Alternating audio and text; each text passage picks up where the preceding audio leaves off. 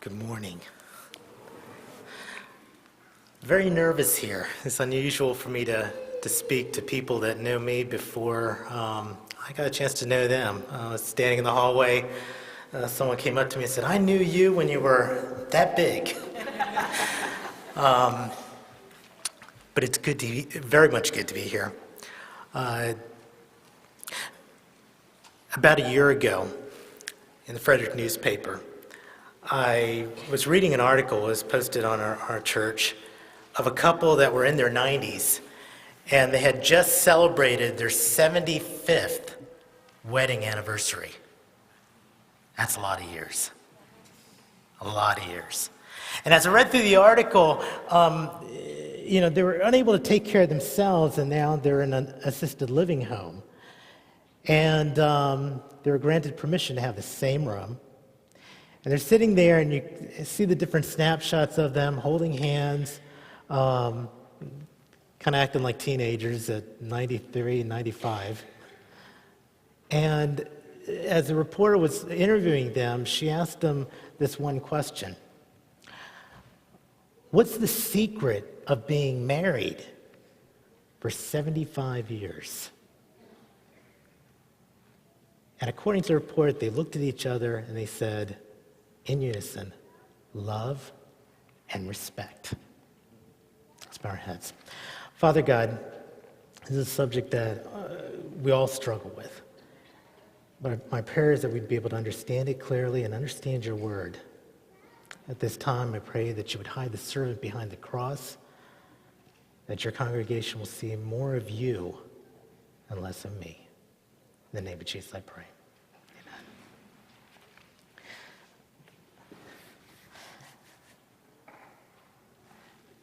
Very much in working with young people through the years, I've watched how as families we've struggled. When I worked in Loudoun County, one of the things that I did was I had developed the first multifamily therapy program for the county. And what was unique about it was the fact that unlike normal therapy, we would have multiple families in the same room at the same time.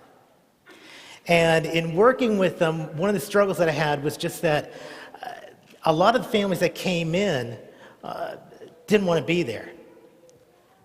In fact, many of them were court-ordered to me and told, "You need to complete this program." And as time went on, I started noticing that I had to separate families out. I had to separate the children from the parents. Because the real issue I struggled with was the fact that it wasn't about the kids. Because I could take a child and put them in just about any environment within 2 weeks, they will operate within that environment. But it was about the parenting and what was going on with the couples as a parent. And even worse than that, what some of the parents individually were struggling with. And last night we dealt with one of the issues, and that was around abuse. Many of us struggle with it.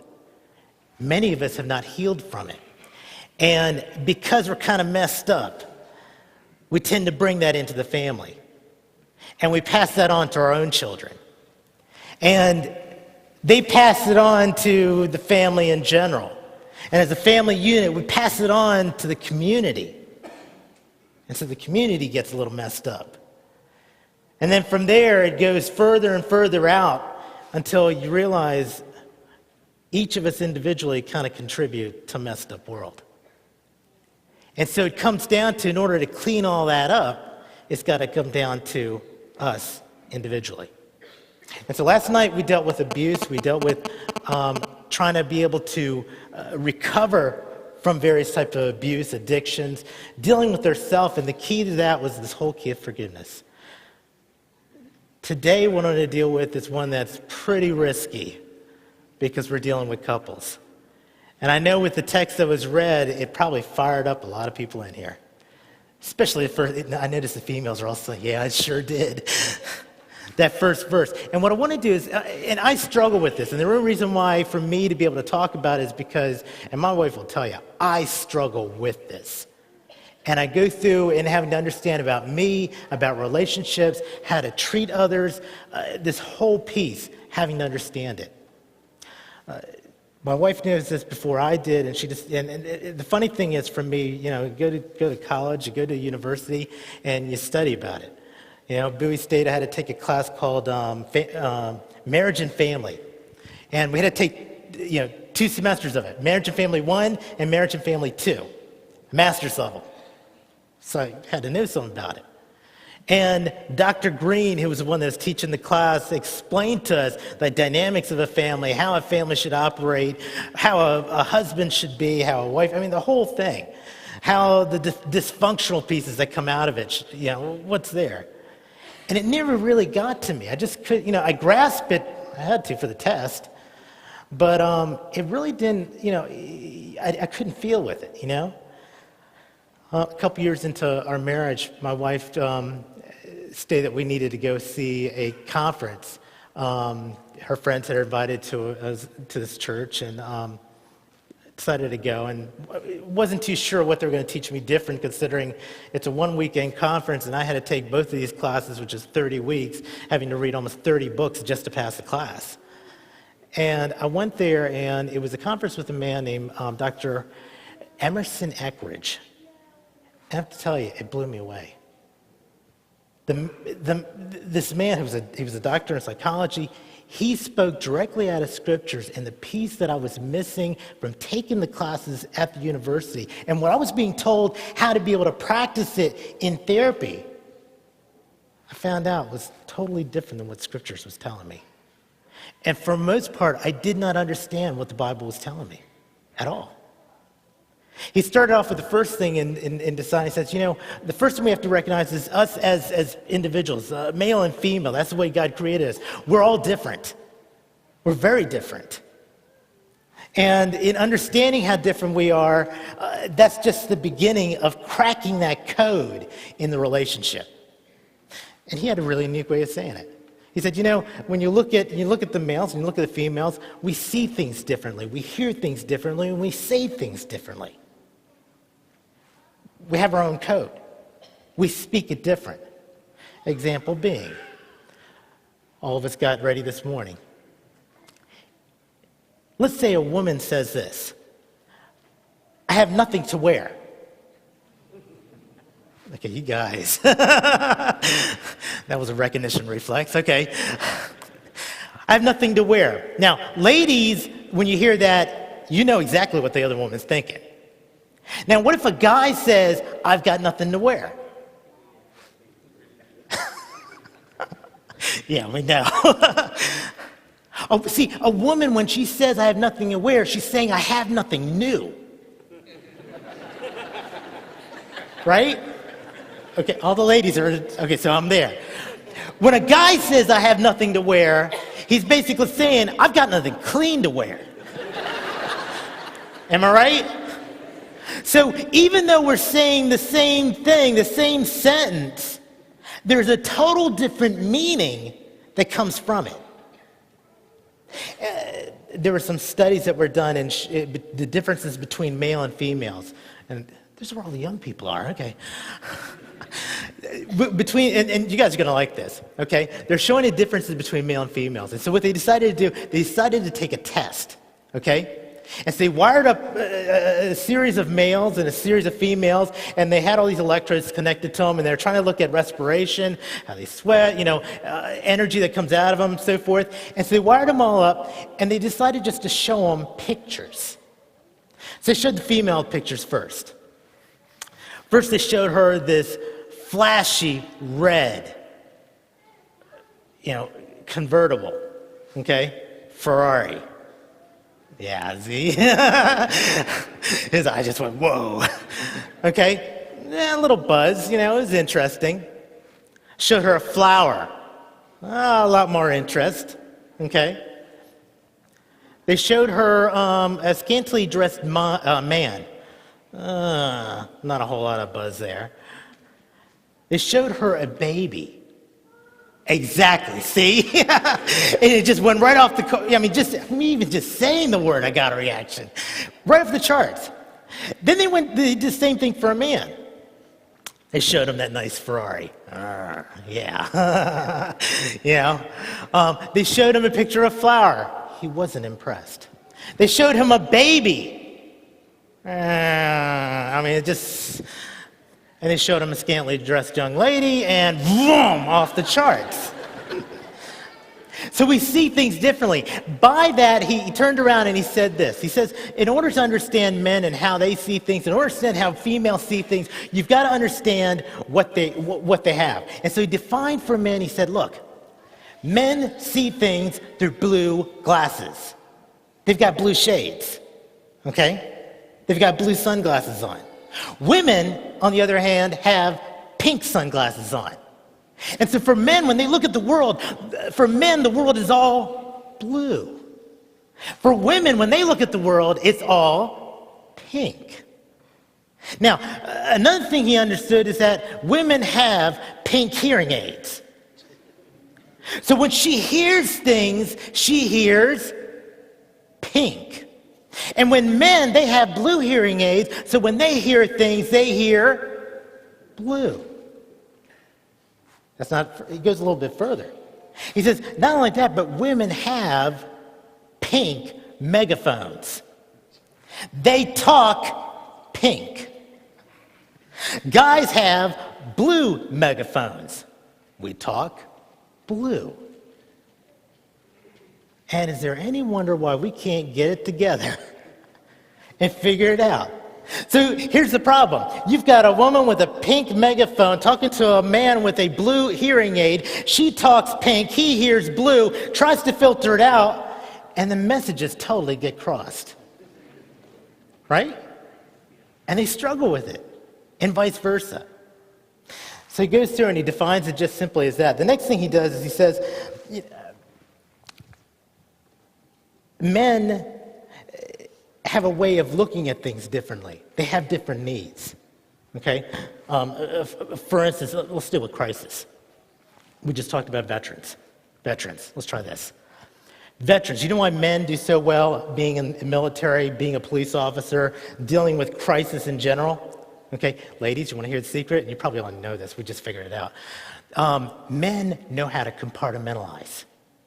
Okay, so what we do is we take information or we take experiences and we've got this shelving system that we could take the emotion, box it in there. If we don't want to deal with it right now, we shut the door and it's closed.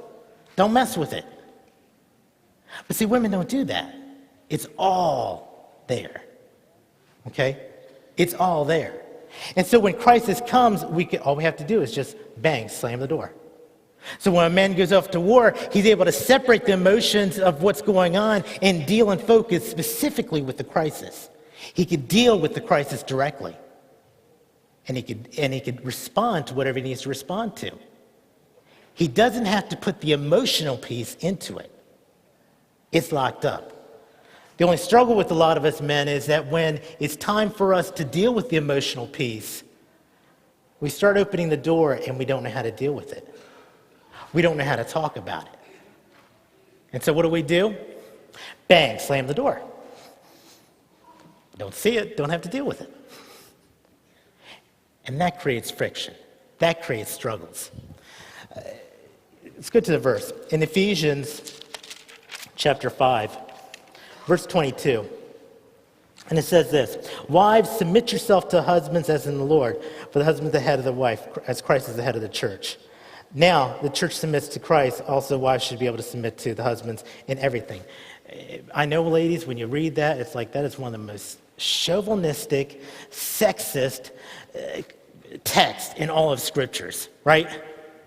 And most feminists, they take a look at that and it's like, that's crazy. Why do we want to put up with that? That's what religion's about. It suppresses people. And I look at that and it's like, yeah, it seems that way at first, but there's a larger picture. Here it is.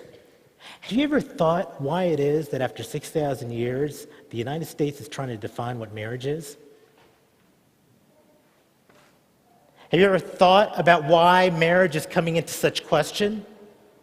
Have you ever thought that secular society, divorce rates are at 51, 52%? Did you know now that churches all over the country are also experiencing the same level at 50% divorce rates? Now, for me, I see things, what's happening normally, but I also see things in a spiritual way. I believe there's an enemy out there. I believe there's a combative force that's out there that is wanting to destroy marriages for a specific reason. You go back to Genesis. What was the first thing that was established? And God said, let us make man in our image. Let us make him male and female. Okay? And when you look at that and look at through the scriptures what Jesus was doing, look at Jesus' example. You know, in the Jewish community back then, how they would have a wedding? What they would do is that the husband, they have this betrothal period, right? And the husband will then go during that time period and build a house or make sure there's provisions for him and his wife. It was important for him to be able to provide, okay? So he's built his home, he has everything all ready. Then he comes back to where his wife's parents' house are, and he has this whole train that comes with him. And they go in there, and he gets his wife, places her on a horse, and she has to be ready.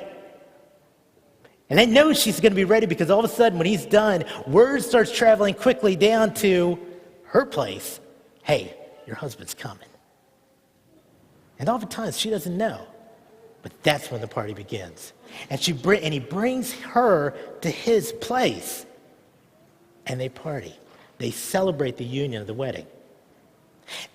Now, when I was told that, it didn't really dawn on me until I read a verse that says this. When Jesus left, he says this, I go and prepare a place to you. Or first it says, in my Father's house there are many mansions. I go to prepare a place for you, and if I go to prepare a place for you, I will come again to receive you unto myself.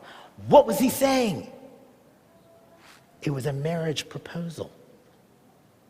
And what he was saying was he was proclaiming to everybody that just like he's coming back for a church, just like he's coming back for a church, the marriage, the union between the husband and wife is symbolic of what salvation is all about. The very fact that marriage is there is saying this. It is a symbolism. It is there defining the fact that God, from the beginning, understood what the plan of salvation would always be about. And what the relationship would be between God and his church, between God and humanity, was that.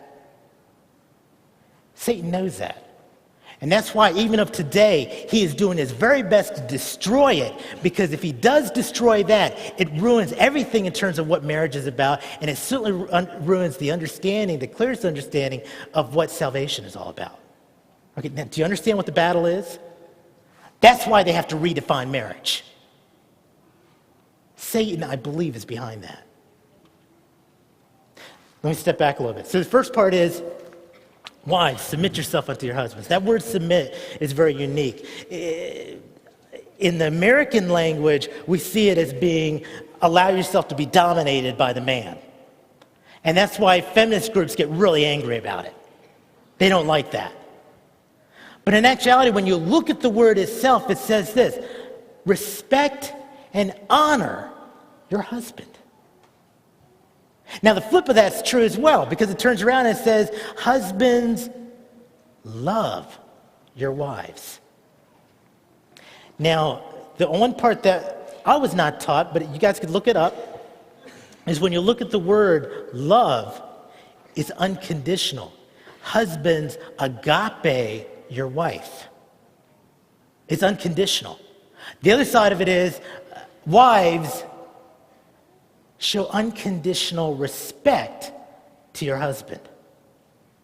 Okay, we read that. So, when I was going to school, they told me that husbands need to love and wives need to love, and the issue is about love and communication, right? And that's what I thought. It's not, scriptures aren't saying that. As a matter of fact, what it's saying is this. Do you know what the primary need of a woman is? It's love. Do you know what the primary need of a man is? Is respect. Absolutely. And that's what we struggle with. And men for a long time now, what we struggle with is that we're going through doing things to be able to get respect, but we don't fully understand what it means. And a lot of times women don't understand that that is our deepest need. You ask a man this. Does your wife love you? Oh, yes, she loves me. Does she like you? Nope. Right? You ask a man, does she love you? Yes.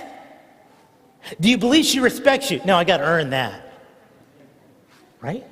And that's what feminist groups teach. You've got to earn respect. That's what I was taught in college. A man has to earn respect. Women's shelters, what do they tell the women? You make sure your husband earns your respect. It's not unconditional. He needs to love you unconditionally, but for him, which fulfills a woman's deeper need. But for him, he's got to earn it. Now, can you imagine if I went up and I said, to my wife, you know what, you got to earn my love. Okay, after I clean up the blood off of the floor. That's not going to happen, right? But on the reverse, it's saying the same thing to the husband. His dire need is that of respect. And if he doesn't get that, he's hurting. Emerson goes to the next stage and he says this. Husbands breathe respect as much as wives breathe love. Okay? It's like you got this big giant blue air tank over here, and on the side is a label and it says respect. And there's this little hose that comes all the way over here, and it's up in our face. And every day, every single day, in everything we do, what are we trying to do? Breathe in respect. We live on it. Over here is a pink tank, and on it says love. And there's a little hose that's in there, and it goes up to the wife. And what does she do every single day? What motivates her? What energizes her? What makes her wake up each morning and do some of the things that she does? She breathes what? Love. And so as couples, what do we end up doing? The first time, we got in a fight. And all of a sudden, it's like I felt something that felt contemptuous. And so what happens? I felt like she stepped on my air hose, which is of respect, and I couldn't breathe. I said, get off my air hose. Or I might turn around and I'll go and step on hers, and she can't breathe. Get off my air, I can't breathe. And we struggle with that. So what happens is that for us as men, when we feel something that is disrespectful, our response back is unloving. Right?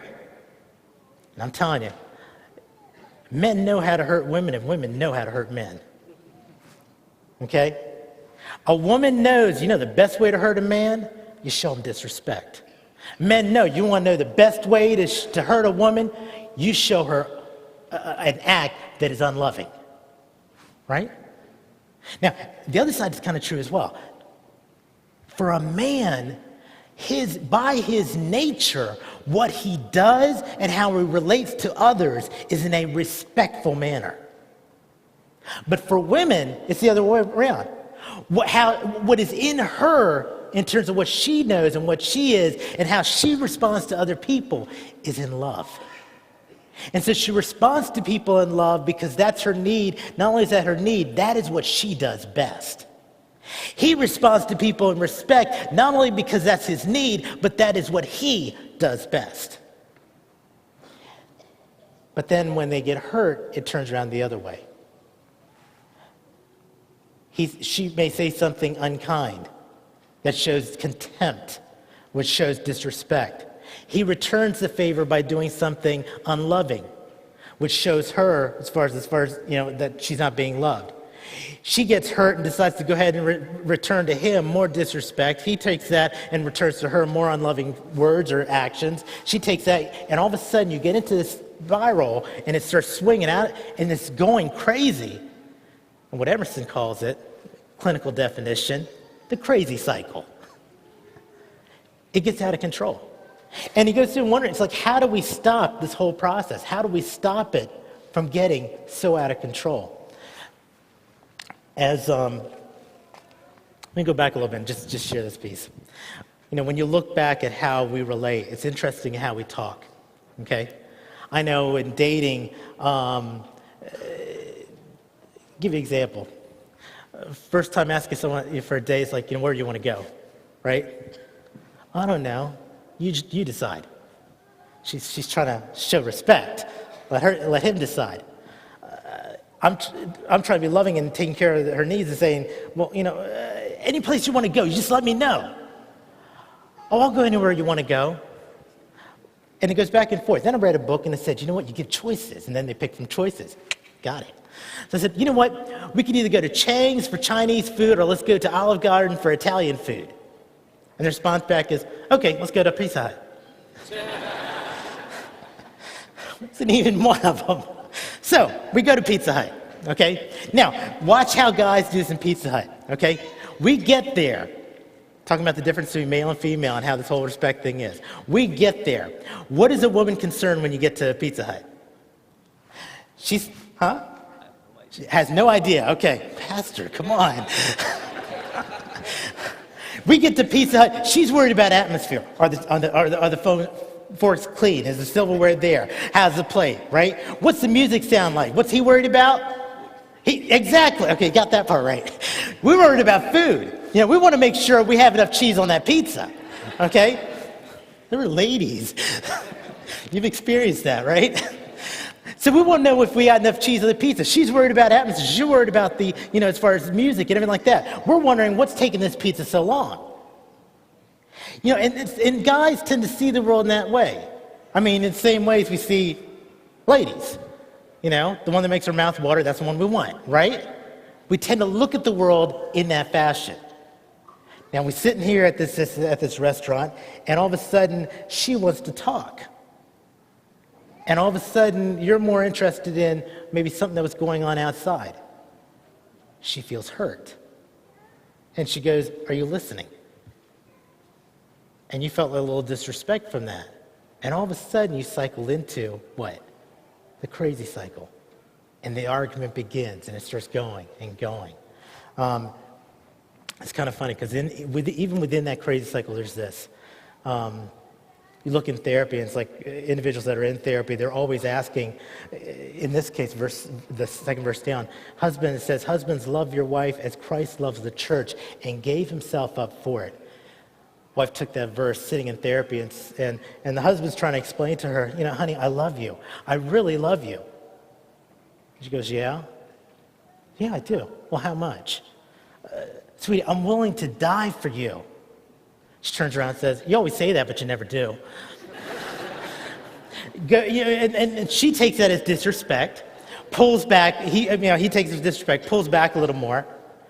Next session, she comes in and says, do you really love me? And she says, yeah, I love you. You really do love me? Yeah, I love you. Are you willing to die for me? His response changed. No, mine is a never dying love. It's an undying love for you. It changes. And he struggles.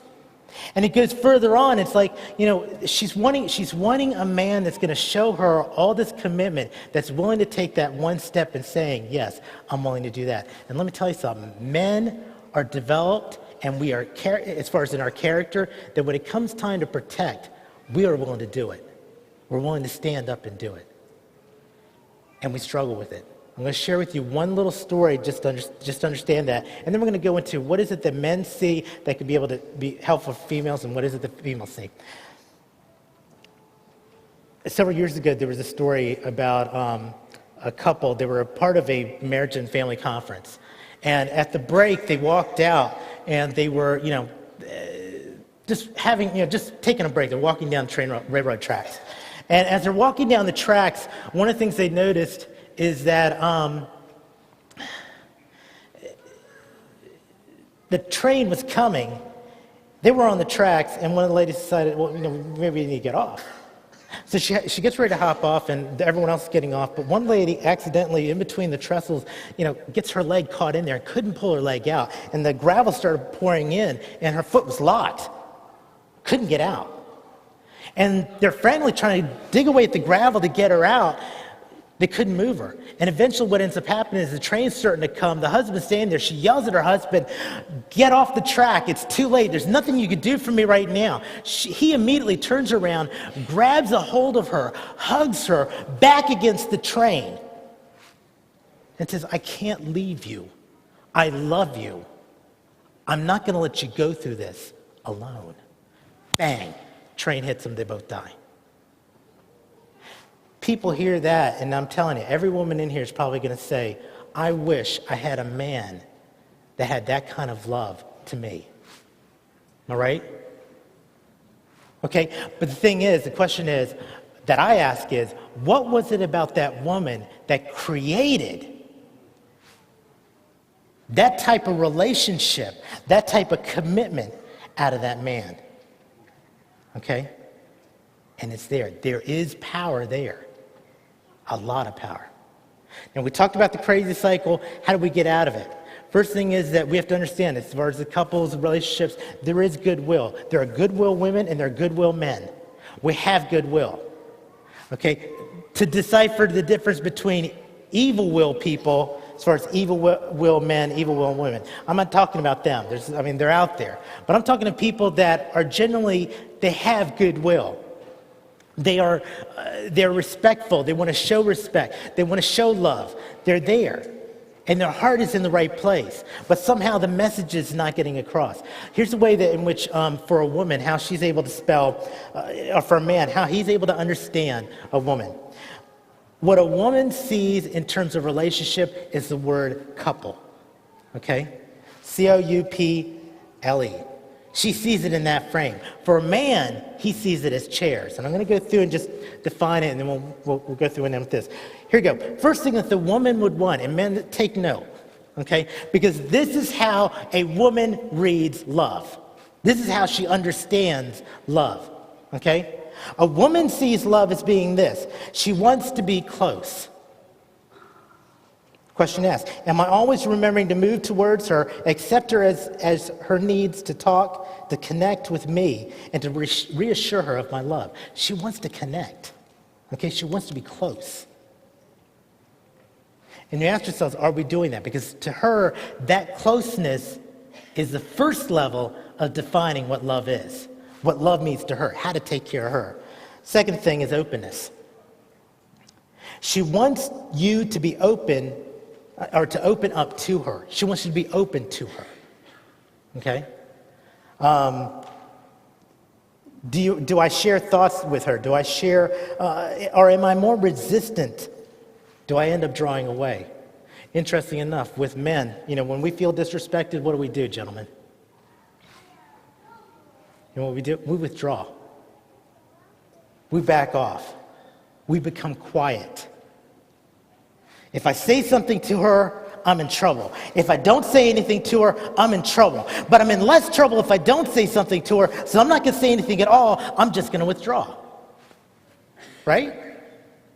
That's our process. And so we get very quiet and we back off. Okay? And yet that is the one thing that she needs. She doesn't want us to back off. She wants us to get close. And so she ends up saying certain things, but we convey it as being, that's contempt, that's disrespect, and that just pushes us further back, which increases the speed of the crazy cycle. Next thing that, as far as the woman want, is the you, understanding.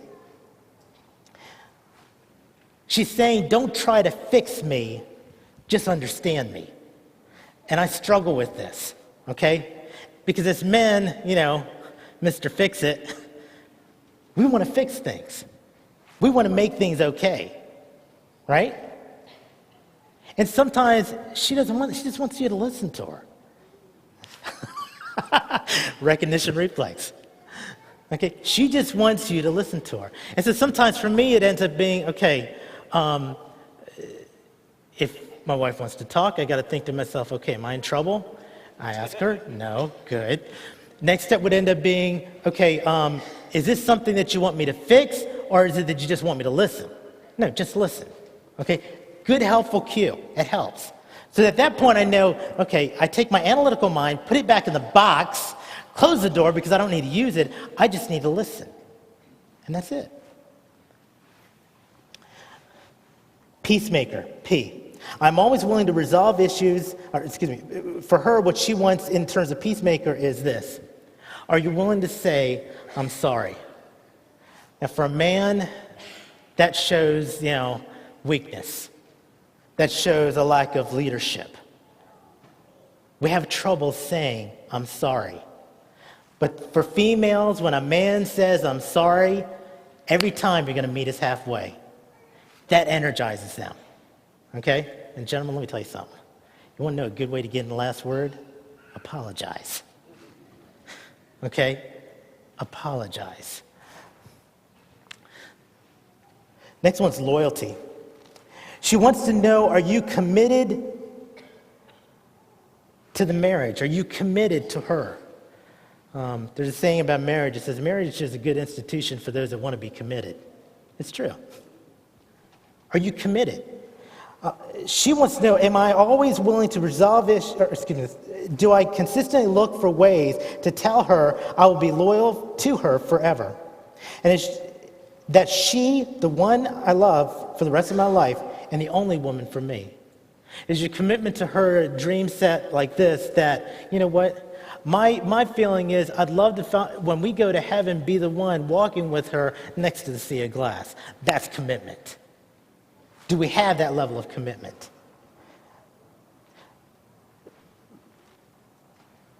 Esteem. She wants to know if you're willing to honor and cherish her. Are we able to build her up? There's a saying that to get to a man, you have to stroke his head, but to get to a woman, you got to stroke her heart. Is she able to feel that? Does she feel loved by you? One of the things that's very powerful, if you have your Bibles, and I'm getting ready to switch to the men. Men's about share, but this last part here, especially about esteeming a woman. In 1 Peter 3:7, for me, for a long time, it's like I've struggled with the fact that I felt like my prayers weren't being answered. Prayers just, and it hit me. Because if you go through and you read it, and it talks about how important it is to esteem or to value that of a woman. But then it has a command after it saying, if you don't do it, gentlemen, your prayers will not be heard. And for many of us men, it's like, financially and everything, we're struggling and we're praying and we're doing all these other things and not realizing that God is not going to answer any of those prayers or even give acknowledgement to it unless we take care of the first part, and that is cherishing our wives. And so many of us, it's like that is the one piece that we don't get. Why? Because how can he bless us when the whole marriage is symbolic of what the whole plan of salvation is, and we're not playing the role of Christ? Christ cherishes his church. Okay? Switch over to men, for the men's side. Men is chairs. And ladies, this is how you show respect to a man. This is how he reads respect. This is what energizes him. First word is C, for conquest. Do you appreciate his desire to work and achieve? When man was placed in the garden, what was his first thing to do? Your job is to till it. Your job is to take care of it. When sin came in, God spun it around and said, you know what, because of the sin, before the act that you did, it's no longer going to be easy to work because work's going to be hard. It's not going to come across easy anymore. You're going to have to dig deeper. And so for men, after the first conquest being conquered the love and the devotion of a wife, getting that commitment, once he's got that and that's stable, he then goes out and conquers the world. And the only way that he could conquer the world is if the relationship he has with his wife continues to be stable. If it's not, he has difficulty conquering the world. So the first thing is conquer. Do you appreciate his need for work? What he does and how he goes about trying to take care of you. Hierarchy. This is the one that a lot of people struggle with. Do you appreciate his desire to protect and to provide? Understand this, okay? If you know that man is willing to die for you, how do you see him? If you know that in the darkest circumstances, he's willing to go ahead and put himself in a position that he could get himself killed for you, how do you respond to him? Do you see him as being that head? In him, God has put in us men the ability to protect, It's in us. We can't take it out of us. It's built in. It's a part of us to protect and to provide. Authority is the third one. Do I appreciate his desire to serve and to lead? Have I gone on record because of the primary responsibility for me, even to die for me? I recognize him as having the primary authority. Do I let him be the leader? How have I helped him regarding the certainty? How have you helped him learn how to lead? Have you given him that opportunity? Have you allowed him to do so? Fourth one, insight. Do I appreciate his desire to analyze and to counsel? Now, ladies, you have a sense that we don't have. That sixth sense. Intuition. We don't have it. Okay? But we talk about it, but we don't have it. Men have insights that women don't have. It all started back in the garden. See, God told Adam about the tree that we weren't supposed to eat. Eve wasn't created yet. Okay? So we had an edge. But the intuition didn't help Eve, did it? Adam and Eve, because of the fact that they did not work together with it, that's began the fall. Ladies, understand, the men have insights that you may not see. You may see things from just a small standpoint. They're looking at it a very large standpoint. Trust that. Relationship. Do I appreciate his desire for shoulder-to-shoulder friendship? This is one that I think a lot of ladies just don't understand. How us guys could go out, fishing, whatever, don't have to say much, come back, and we had a fantastic time. Right? And the guys are like, yeah, these ladies don't understand. I mean, there's an article I read once where this lady went out with her husband. She wanted to know what the shoulder-to-shoulder, this men bonding was all about. So she went hunting with him. And they go out, dark outside, okay? They set up the stand. They climb up. It's cold. They don't say one word. They don't see one buck. They see new deer. By noontime, he takes down the stand. He hasn't said a word yet. They pack it all back in the car. And she sits down and she goes, oh my, this is one of the worst times I ever had. And you know what he said? Wasn't that awesome? Wasn't that fantastic? Shoulder-to-shoulder time. Emerson ends up describing in his neighborhood as he was a kid traveling, riding his bike around the neighborhood. He said on Sundays, one of the things he noticed was that he passed by this one house, garage doors open, and here's the man working on this classic car, okay? And his wife is sitting there right next to him, maybe sipping on a drink or something like that, just sitting there. Every Sunday, she's out there. He said years later he went back and thought about it. And do you know that everybody in that little community was divorced except this one couple? She knew the meaning of shoulder-to-shoulder friendship. It doesn't mean you have to say anything. Just being there. That's all that matters. Being a part of the experience. That's all that matters. And see, for him, he reads that as a friendship. The last one is, do you appreciate his desire for sexual intimacy? Let me tell you this.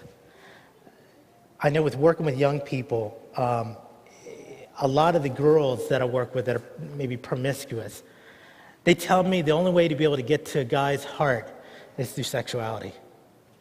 And then I see guys and they say, you know what, the only way to get their needs for sex met is to go through a girl's heart. And that's the struggle. And yet what happens is for men, that need is not there. And what happens is there's this closeness that comes from that. And yet what Satan does, what's incredible is that prior to marriage, what Satan does is everything he can to get the couple to get into bed. And then once they're married, what does he do? Everything he can to make sure the couple stays out of bed. Am I right? And it kills marriages. See, a woman, what her way is of release is by communication. She talks. She gets on the phone. Forgive me for sharing this. One of the things that I know with us was that when we first got married, but when I was a bachelor, my phone bill was, I think, $26, $29, maybe $40. Okay? We got married. The first month we were married, I looked at the phone bill. It was over $200. Blew me away. And but it's like now I realize that is how she releases. She calls up all her friends and they talk, they communicate. Okay, for me with my friends, we may not talk for months, but as soon as we get together, it's like as though we never left. We just start off right where we left off. But for her, she has to be connected. Okay, that's how she releases. For men, it's sexuality. It's a part of us. And for ladies to understand that is very, very, very important. Time's late. I'm going to finish with just this point. Go through scriptures, and it's interesting because both Paul and Peter make it very, very clear about what it is as far as a relationship. And they look at, when you look at it, you see that they define it in a very unique way. They look at how we have to take care of ourselves. And if men are able to be satisfied, their needs satisfied within that realm of chairs, if women are able to be satisfied by under the coupling, what you find is this. Two things happen. One is you find that as we mature, we start responding to her need for love. She responds to our need for respect. And we create a cycle that's very different. It's an energizing cycle. But not only that, as we practice it daily, we go to the next step, which is this, and that's a rewarding cycle, because what happens is it doesn't matter. It doesn't matter if she's showing you respect or not. You're going to respond to her with love. And it doesn't matter if he's showing you love or not. You're going to respond to him with respect, and you create a reward cycle. And very few of us have gotten to that place. It's very retaliatory. We haven't got, and I hope that we do. Here's my last piece to share with you. The most incredible thing about marriage and love, and the only way I can be able to define it and understand it clearly is this one story. It tells about how deep a love a person can have for another person. Many years ago, a family got together around Thanksgiving time. The boys came home from college. Dad's sitting at the breakfast table. Mom just finished putting the last bowl on the table. They sit down, they're holding hands, and Dad starts to pray. Halfway through the prayer, Mom lets go, and she slouches down in her chair. When Dad's finished with prayer, he looks at her and realizes she's passed out. Immediately gets up, picks her up, runs out to the pickup truck, opens the door, sits her in the pickup truck, and drives down the street like a teenager, tearing off to the hospital. He gets there, he picks her up again, runs into the hospital, screaming for some help, and immediately people come in and they try to help her. They worked on her for several hours, but she didn't make it. She passed away. A few days later was the funeral. The boys and father was sitting on the front porch, just talking, reminiscing of what it was like, what Mom did and how much they loved her. All the little stories, all the little things that she used to do. And all of a sudden, Dad says this, "Boys, we need to go back to the cemetery. We need to go now." And the boys were like, "Dad, it's late. It's midnight. Can we go in the morning?" And he's like, "No, there's something I've got to do. There's something I need to do." And so immediately the boys get in the truck, drive off to the cemetery, flashlights in hand. They walk all the way to the gravesite, fresh grave. Dad sits down on his knees, looks down and says, "Honey, I'm glad it happened this way." Bows his head, sheds a tear, gets up, gets back in the pickup truck, and they drive home. Boys are confused. What does Dad mean? So they ask him, "Dad, we don't understand. What were you meaning in what you just said? You're glad it happened this way. That sounds kind of mean."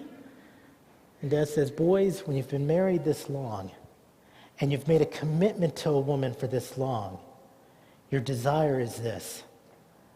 I'm glad it happened this way because I would never have wanted her to go through the burden and the sorrow of having to bury me and live her life without me."